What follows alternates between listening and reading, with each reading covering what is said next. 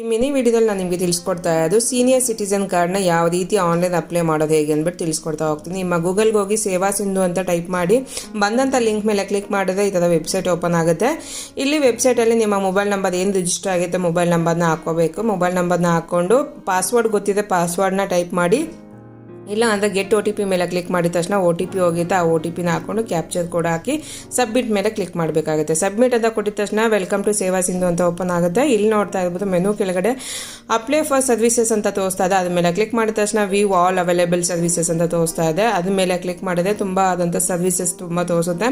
ಇಲ್ಲಿ ಟೋಟಲ್ ಆಗಿ 91 ಪೇಜಸ್ ಇದೆ. 91 ಪೇಜಸಲ್ಲೂ ಒಂದು ಪೇಜಲ್ಲಿ 10 ಅಂತದ್ದು ತುಂಬ ಸರ್ವಿಸಸ್ ಇದೆ.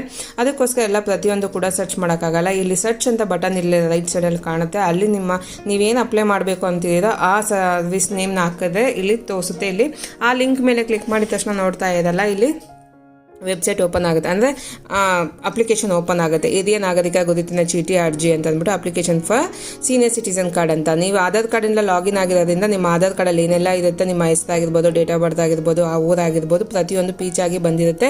ಇಲ್ಲಿ ಎಕ್ಸ್ಟ್ರಾ ಆಗಿ ನಿಮ್ಮ ಮೊಬೈಲ್ ನಂಬರ್ನ ಹಾಕೋಬೇಕಾಗುತ್ತೆ, ಇಮೇಲ್ ಐ ಡಿ ಹಾಕೋಬೇಕಾಗುತ್ತೆ, ಮತ್ತು ಎಮರ್ಜೆನ್ಸಿಯಾಗಿ ಮೊಬೈಲ್ನ ಕಾಂಟ್ಯಾಕ್ಟ್ ನಂಬರ್ನ ಯಾರ್ದಾದ್ರು ಫ್ಯಾಮಿಲಿ ಅವ್ರದ್ದು ಹಾಕೋಬೇಕಾಗುತ್ತೆ. ಅದಾದಮೇಲೆ ಕೆಳಗಡೆ ಬಂದು ನೀವು ಹೌದೋ ಇಲ್ಲ ಅಂತ ಕೇಳ್ತಾರೆ, ಎಸ್ ಆದ್ನೋ ಅಂತ ಅಂದ್ಬಿಟ್ಟು ಅಲ್ಲಿಗೆ ಬಂದು ನೀವು ನಿಮ್ಮ ಡೀಟೇಲ್ ಎಲ್ಲ ಇದೆಲ್ಲ ತೋರಿಸ್ತಾ ಇದ್ದಿಲ್ಲ, ಅದೆಲ್ಲ ಸೇಮ್ ಇದೆಯೋ, ಡೇಟ್ ಆಫ್ ಬರ್ತ್ ಎಲ್ಲ ಸೇಮ್ ಇದೆಯೋ ಇಲ್ವೋ ಅಂತ ಕೇಳ್ತಾರೆ. ಎಸ್ ಅಂತ ಇದ್ದರೆ ನೀವು ಎಕ್ಸ್ಟ್ರಾ ಆಗಿ ರೇಷನ್ ಕಾರ್ಡ್ನ ಸಬ್ಮಿಟ್ ಮಾಡಬೇಕಾಗುತ್ತೆ. ಇಲ್ಲ ಅಂದರೆ ಅವಶ್ಯಕತೆ ಇರೋದಿಲ್ಲ, ಇಲ್ಲ ಅಂತ ಕೊಡ್ತಾ ಇದ್ದೀನಿ. ಇಲ್ಲ ಅಂತ ಕೊಟ್ಟು ಇಲ್ಲಿ ಕೆಳಗಡೆ ನಿಮ್ಮ ಬ್ಲಡ್ ಗ್ರೂಪ್ ಕೇಳ್ತಾ ಇದೆ.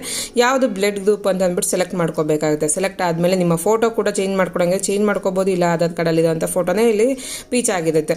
ಫೋಟೋ ಚೇಂಜ್ ಆದಮೇಲೆ ಕೆಳಗಡೆ ಬಂದು ನಿಮ್ಮ ಆಧಾರ್ ಕಾರ್ಡಲ್ಲಿರೋ ಅಂಥ ಅಡ್ರೆಸ್, ಪರ್ಮನೆಂಟ್ ಅಡ್ರೆಸ್ ಏನಿರುತ್ತೋ ನಿಮ್ಮದು, ಆ ಪರ್ಮನೆಂಟ್ ಅಡ್ರೆಸ್ನ ಇಲ್ಲಿ ಹಾಕೋಬೇಕಾಗುತ್ತೆ. ಪೂರ್ತಿಯಾಗಿ ನಿಮ್ಮ ಅಡ್ರೆಸ್ಸು ಊರಾಗಿರ್ಬೋದು, ಪೋಸ್ಟ್ ಆಗಿರ್ಬೋದು, ಡಿಸ್ಟಿಕ್ಕು, ಯಾವ ತಾಲೂಕು, ಪ್ರತಿಯೊಂದು ಪಿನ್ ಕೋಡ್ ಸಮೇತ ಅಲ್ಲಿ ಹಾಕೊಂಡಾದ್ಮೇಲೆ ಕೆಳಗಡೆ ಬಂದ ಡಿಕ್ಲರೇಷನಲ್ಲಿ ನಿಮ್ಮ ಅಗ್ರಿ ಅಂತ ಅಂದ್ಬಿಟ್ಟು ಟೈಪ್ ಮಾಡಿ ಇಲ್ಲಿ ಕ್ಯಾಪ್ಚರ್ ಕೋಡ್ನ ಟೈಪ್ ಮಾಡಿ ಸಬ್ಮಿಟ್ ಮೇಲೆ ಕ್ಲಿಕ್ ಮಾಡಬೇಕಾಗುತ್ತೆ. ಸಬ್ಮಿಟ್ ಅಂತ ಕೊಟ್ಟ ತಕ್ಷಣ ಅಟ್ಯಾಚ್ ಅನೆಕ್ಚರ್ ಅಂತ ಕೇಳ್ತಾ ಇದೆ, ಅಂದರೆ ಅಪ್ಲಿಕೇಶನ್ ಏನು ಡಾಕ್ಯುಮೆಂಟ್ ಇದೆಯೋ ಅದು ಅಟ್ಯಾಚ್ ಮಾಡಬೇಕು ಅಂತ ಅಂದ್ಬಿಟ್ಟು ಇಲ್ಲಿ ಬಂದು ನೀವು ಪ್ರೂಫ್ನ ಅಟ್ಯಾಚ್ ಮಾಡಬೇಕಾಗುತ್ತೆ. ಆಧಾರ್ ಕಾರ್ಡ್ ಏಜ್ ಪ್ರೂಫ್ ಬಂದು ಇಲ್ಲ ಆಧಾರ್ ಕಾರ್ಡ್ ಸೆಲೆಕ್ಟ್ ಮಾಡ್ಕೊತಾ ಇದ್ದೀನಿ.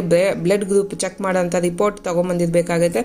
ಅದು ಕೂಡ ಸ್ಕ್ಯಾನ್ ಮಾಡಿ ಅಪ್ಲೋಡ್ನ ಮಾಡಬೇಕಾಗುತ್ತೆ. ಅಪ್ಲೋಡ್ ಆದಮೇಲೆ ಸೇವ್ ಅನೆಕ್ಷರ್ ಅಂದಮೇಲೆ ಸೇವ್ ಕೊಟ್ಟರೆ ಸೇವ್ ಆಗಿರುತ್ತೆ. ನಿಮ್ಮ ಡೀಟೇಲ್ ಎಲ್ಲ ಸೇವ್ ಆಗುತ್ತೆ. ಇಲ್ಲಿ ನೋಡ್ಕೊಬೋದು, ನಿಮ್ಮ ಹೆಸರಾಗಿರ್ಬೋದು, ಪ್ರತಿಯೊಂದು ಡೀಟೇಲ್ ಇಲ್ಲಿ ಶೋ ಆಗ್ತಾ ಇರುತ್ತೆ, ನೋಡ್ಬೋದು. ಅನೆಕ್ಷರ್ ಕೂಡ ಲಿಸ್ಟ್ ಇಲ್ಲಿ ತೋರಿಸ್ತಾ ಇರುತ್ತೆ. ಅದಾದಮೇಲೆ ಕೆಳಗಡೆ ಈ ಸೈನ್ ಅಂತ ಇದ್ದಿಲ್ಲ, ಅದ್ರ ಮೇಲೆ ಕ್ಲಿಕ್ ಮಾಡಿದ್ರೆ ಇಲ್ಲಿ ಆಧಾರ್ ಕಾರ್ಡ್ ಈ ಸೈನ್ ಕೇಳುತ್ತೆ. ಇಲ್ಲಿ ಐ ಅಗ್ರಿ ಅಂತ ಅಂದ್ಬಿಟ್ಟು ಚೆಕ್ ಬಾಕ್ಸ್ ಮೇಲೆ ಕ್ಲಿಕ್ ಮಾಡಿ ಇಲ್ಲಿ ಒ ಟಿ ಪಿ ಅಂತ ಕೊಟ್ಟರೆ ಒ ಟಿ ಪಿ ಮೇಲೆ ಇಲ್ಲಿ ನೆಕ್ಸ್ಟ್ ಪೇಜ್ ಓಪನ್ ಆಗುತ್ತೆ. ಇಲ್ಲಿ ನಿಮ್ಮ ಆಧಾರ್ ಕಾರ್ಡ್ ನಂಬರ್, ಇಲ್ಲಿ ಏನೇ ಆದಂಥ ಚೇಂಜಸ್ ಇರೋದಿಲ್ಲ, ಆಧಾರ್ ನಂಬರ್ ಹಾಕ್ಬಿಟ್ಟು ಗೆಟ್ ಒ ಟಿ ಪಿ ಅಂತ ಕೊಟ್ಟರೆ ಇಲ್ಲಿ ಒ ಟಿ ಪಿ ಹೋಗುತ್ತೆ. ಆ ಒ ಟಿ ಪಿನ ಹಾಕೋಬೇಕಾಗುತ್ತೆ. ಒ ಟಿ ಪಿ ಹಾಕೊಂಡು ಚೆಕ್ ಬಾಕ್ಸ್ ಮೇಲೆ ಕ್ಲಿಕ್ ಮಾಡಿ ಸಬ್ಮಿಟ್ ಅಂತ ಕೊಟ್ಟಿದ ತಕ್ಷಣ ನೆಕ್ಸ್ಟ್ ಇಲ್ಲಿ ನಿಮ್ಮ